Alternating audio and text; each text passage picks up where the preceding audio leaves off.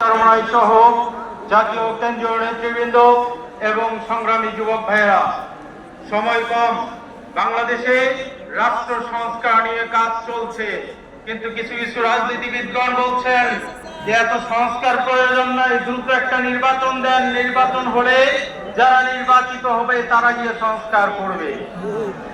আমার মনে হয় এটা বাংলাদেশের 1% মানুষও বিশ্বাস করে না যে যারা এক সময় ক্ষমতা থেকে বিতাড়িত হয়েছিল তারা আবার ক্ষমতায় এসে বাংলাদেশের ভালো কাজ করবে, সংস্কার করবে।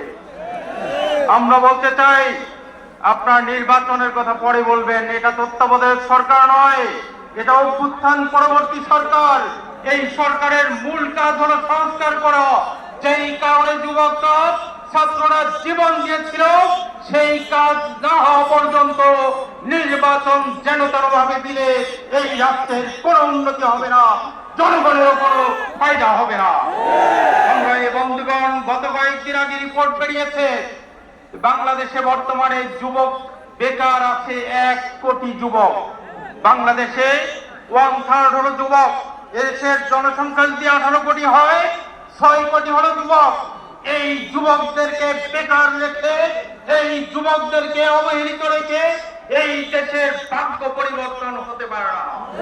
যুবকদেরকে দেশের সর্বস্তরে এগিয়ে দিতে হবে, রাষ্ট্র সংস্কারে তাদেরকে কাজে লাগাতে হবে, রাষ্ট্রের গুরুত্বপূর্ণ স্থানে যুবকদেরকে স্থান দিতে হবে।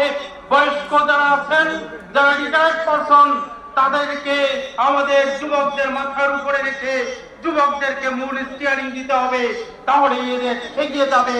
এই দেশের যুবকরা গণ অভ্যুত্থান যেমন করেছে, আগামী দিনে গণ বিপ্লবের মাধ্যমে একটি ইসলামিক কল্যাণ রাষ্ট্র হিসেবে এই দেশকে গড়ে তুলবে ইনশাআল্লাহ।